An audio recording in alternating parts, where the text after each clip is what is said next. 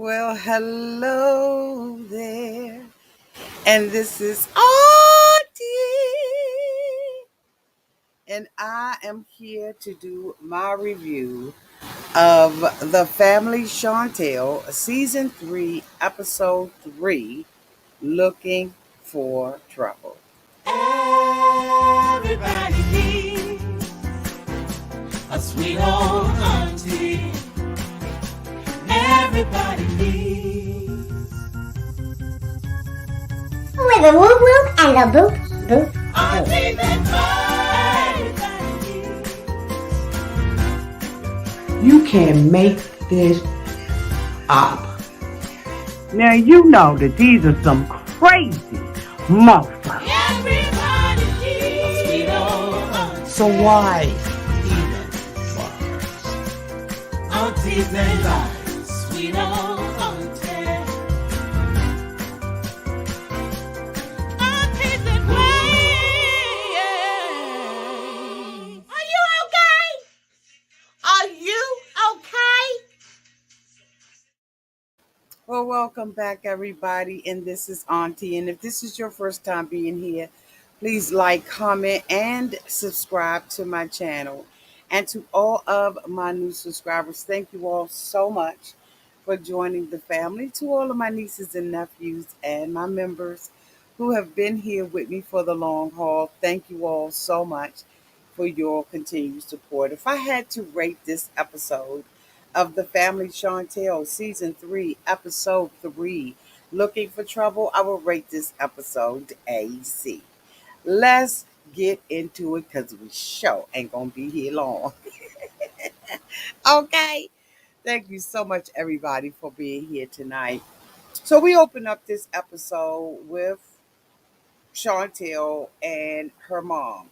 Um, Mama Chantel indicates that she has not driven herself anywhere since the 90s, I believe, or maybe the 80s, she said, because, she has all these cars and, children who have made themselves available to take her to where she needs to go. And so on this day, she and Chantel are going to a doctor's appointment that she has, and the two of them begin to talk about the situation between Winter and Jar. And so Winter is had a conversation with Chantel last week where they talked about um, her relationship with Jar, and Chantel was basically indicating to Winter that Winter, if we had not found out about this child that your fiance had, or wannabe fiance had, that he would not have told you. According to Winter, John has proposed to her, and she knew nothing about the child. He did not mention it during the proposal, after the proposal, or the whole entire time that the two of them have been together. So if they had not gone digging, would Jar have actually done what he said that he was going to do? And that was to tell her about this baby. He feels like the family Chantel, got into his business wrongfully, and that they should not have done that. They actually need to mind their business. But we know that this is a family that does not mind their business. Everybody's business is open to criticism and some old stuff. Okay? So anyway, I wonder if the children even think that the parents' relationship is perfect. What does Chantel and Winter and Puddle have to say about that? But anyway, they talk about the situation, and Chantel tells Mama Chantel that she is going to that Jar is supposed to be proposing to Winter soon. She believes that he's going to be proposing. And the mother was like, you know what, I'm gonna have to talk to her about it. Next person that we see is Puddle. Puddle has a girlfriend by the name of Megan. Megan is 5 years older than Puddle, and Puddle does not have any experience with dating. He said that he has never, well, he doesn't appear to have any experience with dating. Okay, and I'll tell you why in a little bit. But anyway, so he says that she lives in Savannah, Georgia, which is a 4-hour drive away. He said that the two of them met each other, that she is a model and an entertainer, and that, she listens to him and he listens to her. I don't know if she slid up in the DMs. I'm assuming that she probably did. I'm sure that she knows that he is a star and on a popular television show by TLC. Y'all, excuse me, something is in my there we go. I got it. So I'm sure that this young lady sees him as a wonderful opportunity for her to grace the television screen. That's just my opinion. I'm probably wrong. Maybe she really does love Puddle and she wants to be with him, but I am like really suspicious. And I think that Puddle should be too. Any woman that he meets that has a career in or a wannabe actress or wannabe model, whatever, maybe she has graced some covers. I think that he indicated that she did, but I just, I would be very, very suspicious because of the opportunities that dating him is going to afford her. Y'all let me know down in the comments section whether or not y'all think that this is a legit conversation. Now, last week, his mom had asked him, why was he in the room and giggling and all of that kind of stuff. And he wasn't prepared to tell his mother, and he still isn't because as we know, they get all up into the business and then chaos and confusion, comes along with it, right? Because they just messy as hell. And they're intentionally messy with one another. Well, River Puddle decides that he's going to go down and visit her. And so he's excited to see her. He puts on a bright yellow shirt and some denim jeans.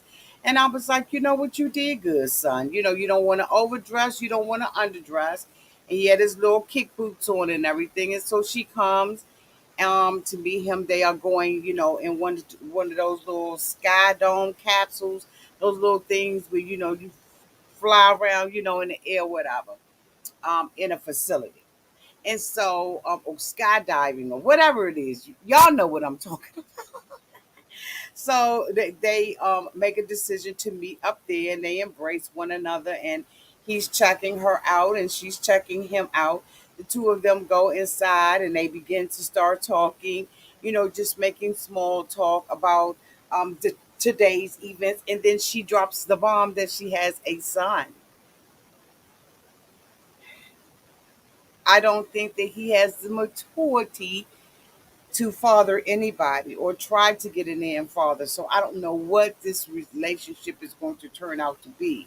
And that's not to say that he can't mature into that, but I don't think that he's ready for it now. She is not ready for him to meet her son, which is understandable. She should be, a little hesitant about introducing her son to a man. We don't know how many men have run in and out of her life. And so I think that she's making the best decision because when you're young like that, you do still want to date and everything. And you just don't want your child to see, every Tom, Dick, Harry, and Larry coming in and out of, your life, if you will. And so, the two of them are talking and everything, and they have a great time. And they make little light talk. And so she asked him about his parents. When is he going to introduce her to the family? And he says that, when it's the right time, he will do so. And I'm thinking that's suspicious too, because if he hasn't already met your parents, then why are you wanting to meet his? I just think that this girl, in my opinion, is, maybe not all the way on the up and up, y'all. I hate to say that because I would like to see Puddle or anybody else happy in a relationship, but I just don't think that this girl is the girl for him. But anyway, she wants to know about the family and he's going to wait. The two of them leave out of the Sky Dome or Sky whatever, and they hug one another goodbye. Now this is a 4-hour drive that he's taking or she's taking, and I don't know if they meeting halfway or what, because she did say something about the traffic, but they didn't kiss one another. And she said that she wanted him to take his time to kiss her at his own pace, and he said that he wants her to kiss him and to pursue him in the little tongue locking. And I'm saying, you know what, honey, you probably gonna be waiting a while because River doesn't understand that the man is the hunter and he is not the hunted. And so I don't know how this relationship is going to work out between the two of them because, he just doesn't seem to have the maturity. Having a child sometimes matures you more than not, right? And so I just don't think that he's ready for this. I mean, she's a good looking girl and all of that kind of stuff. I don't know anything about her, haven't heard anything bad about her, really don't want to hear anything bad about her. I want to see this play out on screen, but I don't know. I'm a little suspicious of her. Yeah, I am. And so the next person that we see is Nicole and her girlfriend, and she has her breasts, and she goes to a lingerie shop to try on new clothes. That's all I got for Nicole. That is all I got for Nicole until we get to the biz night. Now, as we all know, last week Pedro indicated that he was, going to New York to visit a cousin that reached out to Nicole on Facebook or Instagram, and he is going to find out some things about his father. Now, according to Chantel in the car, Pedro had indicated that earlier on in his life, his father was around, but Pedro indicates that he wasn't around. So I'm a little bit confused on whether or not he was around, he wasn't around or not. For some reason, I remember the mother saying something about the father being around, but then he left to be with his other family. But here we go. But I believe that the mother probably knew that this man was already married and she dated him anyway, which is why she was really upset that Nicole was following in her footprint. You know what I'm saying? So anyway, Pedro is making, the decision to go there and he's going to meet with Alejandro on his way, when he gets there. And so we see Pedro, come to New York and everything, and we see Alejandro. Now Alejandro had Nicole to come and visit him in New York during the pandemic, and then she ended up, not being able to fly back home for 3 months. And so there has been a rift between Nicole and her mother ever since she's met Alejandro. But there's a bigger rift now because she was over there for 3 months, and I don't think that the mother was thinking that she was going to be stuck. I don't think anybody was thinking. The things and the changes that happened so quickly, right? And you barely had enough time to even breathe. All right. So anyway, she is stuck over there, and so Pedro and his mom have a problem with it. So Pedro is his intention is to meet with Alejandro to discuss this with Alejandro. But Alejandro said he really don't care nothing about the mofo. So the two of them come together at an outdoor restaurant, and they give each other a little dry little, dap and everything. What's up, man? What's up? And so they sit there and Alejandro has a gift. But before Alejandro had a gift, he was in his house spraying cologne like he was using a disinfectant on the toilet. You're going to meet with a man, nobody wants to smell your cologne. This man just appears to be obsessed with cologne. Do y'all remember when Nicole mother met him for the very first time and he had all that and had cologne all in the bag and all of this kind of stuff. When he met with Pedro, he was spraying all this cologne on, and I was like, for what? You just going to meet with Pedro. So anyway, they get to the restaurant and everything, and Alejandro tells Pedro he has a gift. So he has a gift that's poorly wrapped up for Pedro. And so he says, open up the gift before we have a conversation. And so Pedro was like, why? And he was like, open up the gift, before we have this conversation. And Pedro was like, no, we're going to have a conversation. And based on the outcome of this conversation, I'll open up the gift. Now, of course, Alejandro felt disrespected. But guess what? When you give a person a gift, you don't tell them when to open it up and all of that. I don't know if this was a peace treaty or what the hell he was trying to do with it, but it didn't make a difference. Whatever he did, it was not going to impress Pedro. So anyway, the two of them sit down and, Pedro begins to talk to him about the incident with Nicole being stuck and saying that, this has caused a rift in the relationship between Nicole and her mother. And so automatically Alejandro was like, I don't give a damn. I don't give a fuck. Your mother's some BS. You some BS. She's a bitch. You a bitch. I don't care nothing about her. The only thing that I care about is your sister. So Pedro was like, wait a minute, why this mofo go from, one to 1,000? Now, of course, there had to have been some build up in that conversation because I don't think that Alejandro came there for, what he ended up getting.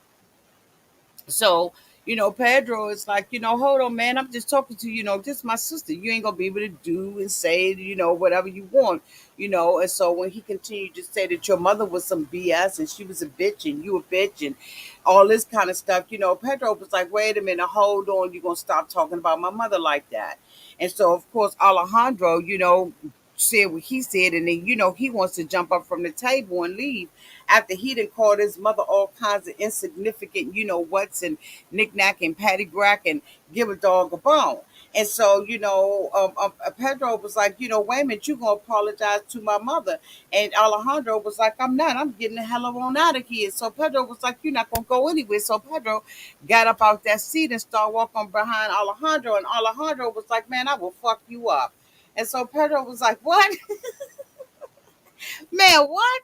And so he was like, I will fuck you up. So Pedro was like, come on and try to do it.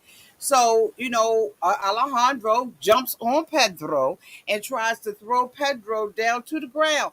But Pedro was like twinkle toes up in that mofo. Okay, it was like a cotton freaking ballet dance. He was up on his feet, and Alejandro was using every fat strength that he had, every fat cell he had in his body to try to get Pedro down on that ground. But Pedro was like, man, I be up in the gym every day, 4, 6, 7, 8 hours a day. Okay, that's my life when I get off from the warehouse. And and of course we know that Pedro, takes, taekwondo and all of that kind of stuff. And so he was no match for Alejandro was no match for Pedro. So Pedro stood, up on the ground, and Alejandro, like I said, every fat cell in him, is trying to throw him to the ground. And because when Pedro first saw him, he told him, man, you look like a troll. And he did, because his head's like high top fade. I mean, his head's just straight up, like all the way up here like this, right? And then the thing ain't even straight. It's like, kind of on the side like that. So Pedro was already clowning his ass because he really does look ridiculous. Everything that he has on is ultra tight, okay? It's not, it's not just tight, it's ultra tight, all right? Down to the skin. I mean, it's the thin. So, Pedro ended up flipping the daggone script on his ass and had Alejandro on that ground. And when that fat ass hit that ground, I know half of the wind got knocked out of him, because it was like, cuckoo. And he was like, release me. And Pedro had that, Pedro had that hand restrained. Now that's what you mean. That's what happened when you're not crazy. You're crazy. Okay? He said, I don't know karate, I know crazy.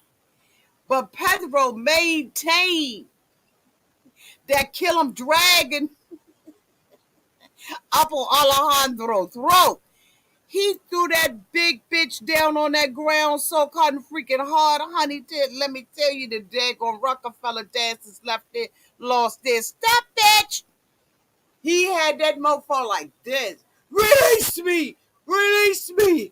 Get off of me! He didn't want his head to fall. You know how women be when you first get your head done and you go to the pool party just to be cute, but you keep your head upright because you don't want your hair to get wet.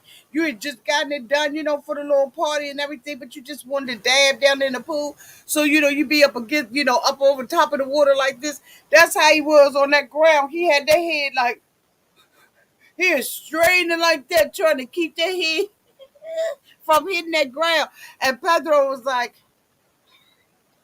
I'm gonna let him up. So Pedro pull him up and everything, right? I thought that you just told Pedro that you was gonna fuck him up. I thought you told Pedro that you was gonna fuck him up, but you didn't. So, they get up and everything, and so they was like, so why did you walk away? He was like, because Pedro had me acting outside my character. I'm not the type of person that be calling people names. You called his mother and him every name known unto mankind. What are you talking about? That you're not the guy that does that. And Pedro got you out your character, and you was upset because Pedro would not open up your gift, and you thought it was disrespectful. Again, when you give a gift, you don't regulate it after you give it. If he decides that the gift that he don't want the gift and he leaves it at the table, as Pedro did, you don't have any control over whether or not somebody accepts the gifts from your fat ass. So the next thing you know, he think that he gonna go hit on the punk Pedro. He comes running up and tries to kick Pedro right, but he kicked him in the bottom of his shin, like right down there by the ankle. So Pedro started laughing. And so, he gonna try to, do some little stuff on Pedro. And Pedro came up out that joint like, you know what I'm saying? Pedro was like, you know what I'm saying? He's like kid dragging up on that. He's like, I would I wish that he had just been like, just tapping his ass. And then, tap the top of that up on his. He gonna tell me, son, I'm pure muscle. I'm pure muscle. Bitch, that's not muscle in that suit. That's not muscle. That's fat in a tussle. I'm telling you right now, that ain't muscle. That is fat in a tussle. That fat don't know whether or not it wants to be fat or it wants to be muscle. So it's fat in a tussle. Okay? It's fighting against itself. He told me something, you light and everything. He was light. Pedro may be light, but Pedro's the one that's all muscle. Don't get it twisted. Alejandro, he punked you. He bitched you. Okay? On your own New York street. Pedro took care of you and didn't even do nothing. He's, he's doing all kinds of, what I'm saying? All kinds of moves on his ass. He couldn't even connect with Pedro. He couldn't do nothing because he was winded and tired. This motherfucker was so winded when he finally walked away, he couldn't even put his jacket on. Pedro had the moves. He had them hands. He had the If Pedro had seriously went to war and went to battle with this mofo, Pedro would have beat him down so bad on that screen, honey, they would still be looking for Pedro. Come on now, Alejandro. Then Pedro calls Chantel on the phone and was like, hey, Chantel, yeah, me and your man just got in a fight. So she was like, boobs all out. I mean, just all out. So she was like, And he was like, I mean, you don't care? I mean, I was just fighting your man. He called mama all kinds of bitches, me bitches, said that we was some bullshit and all this so kind of stuff. And she was like, oh, okay. He was like, do you care? She was like, I broke up with him. Pedro was like, what? She was like, yeah, I broke up with him like 4 or 5 hours ago. So Pedro was like, so why did he come down here and meet me and say that, the only thing that I care about is Nicole. Nicole is my priority and all this so kind of stuff. Nicole was like, he lied. I got a screenshot of him with another woman. Pedro said, so he just a cheater? She was like, yeah, and I broke up with him like 4 or 5 hours ago. But my mind was so messed up when you told me that you was going to go and meet Alejandro. It didn't even connect it. I needed to let you know that we wasn't together anymore. So Pedro started laughing. Pedro done got his way up out of this. The last thing that I want to talk about, y'all, is Jar and that cotton freaking Winter. Now, I don't know if you all have seen the latest pictures of Winter. Winter has lost, golly, it looked like about 200 pounds. Winter looks absolutely fabulous. Okay, if I got time, maybe I'll do it and show y'all the picture. But that's if I got time. So Winter, of course, is with Jar, and they're going out on a romantic date. Winter believes that this is a romantic date, but Jar has other plans. His intention is to propose to Winter tonight. Now, as we all know, Winter has already told Chantel that she suspects that this is about to happen. So she should have been on her best behavior. So the two of them were sitting in the car and talking about their new life and how they got to get the family out of their life. Yickety yackety, don't talk backety. Okay. And she's just like, I just so love you. And Jar, didn't tell her the truth. If it wasn't for her sister and her mother, she would not know. She would still be in La La Land, living with this man who has a child. Now they've been together what 7 years, 7, 8 years, and a child like 6, 7. Come on, Winter. So anyway, Winter is in La La Land. The two of them going to the restaurant, and they are, having dinner and everything, and they're just pledging their love to one another and their appreciation. And Jaw reaches over to go and get the ring out because he's at the point where he wants to propose to her because the two of them are in a restaurant. They had some music on. They got up. They started dancing. They're just having a. Well, I had the time of my life. And I never felt this way before. You know what I'm saying? Because I swear it's the truth. And I owe it all to you.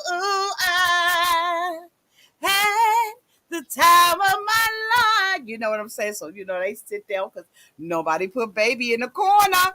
So they sit down and everything. And he's, ready to give her the ring. And she said, John, sometimes I do think about what my sister said. So jaw froze. You know, if my mother, my sister hadn't have told me about the baby, Jaw, were you ever going to tell me? So Jaw was like, yeah, I was going to tell you. She was like, 'cause sometimes I think about that. So Jaw was like, okay. Well, yeah, I was going to tell you about that. So she was like, because what, you had proposed to me before. So Jaw was like,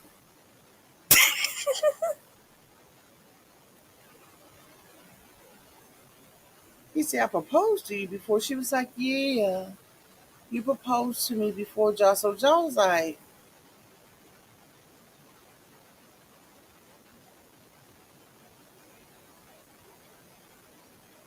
he pick up his drink and everything. He was like, I proposed to her. Like, what the?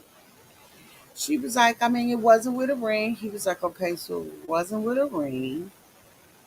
She said, and it wasn't like formal. And he was like, it wasn't like formal, but I proposed to you before.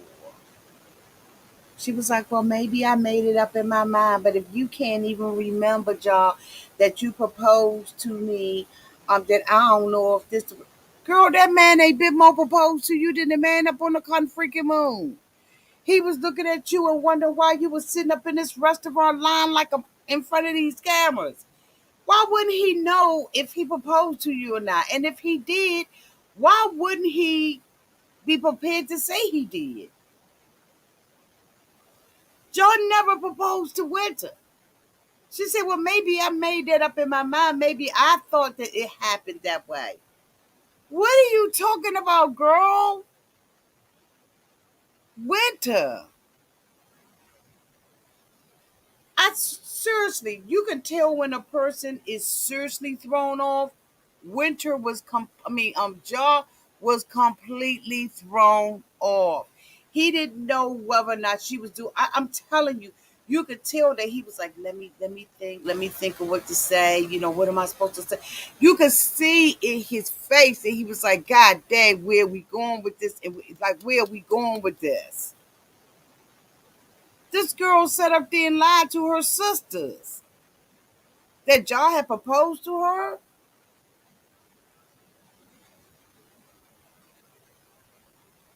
Maybe she was at the same place that she's at now where she thought that Jaw was going to propose.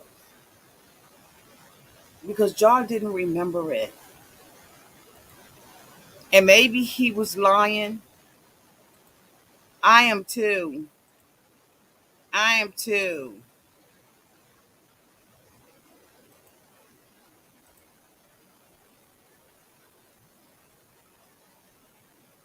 Something's wrong with Winter. Jaw said he loved her. He loved her braces. He loved everything about her. He's been trying to fight for this relationship. He was just about to propose. She threw the monkey wrench in her own plans, and I'm sure Winter doesn't even realize that she did. But regardless of whether or not Jaw knew or not, Jaw is not the man for Winter, in my opinion. Just not. Something's not right. Okay? And when it does not add up, honey, the math is wrong. Numbers don't lie. They are what they are. And he's just not the man for her. But she wants to be in this relationship because she's so invested. And I know that, she's been afraid to start over. Like, because who isn't when you've been in a relationship with somebody that long? But he'll remember proposing, and I thought it was sincere. Anyway, y'all, that is the end of my review of the family Chantel. Y'all let me know down in the comment section what y'all thought about this. Please let me know what your rating is too for this particular episode. Thank you so much to all of my moderators who always keep the chat safe. Thank you all so much for being here, and I love y'all to pieces. Okay, have a great hump day tomorrow if I don't see you. Bye, y'all.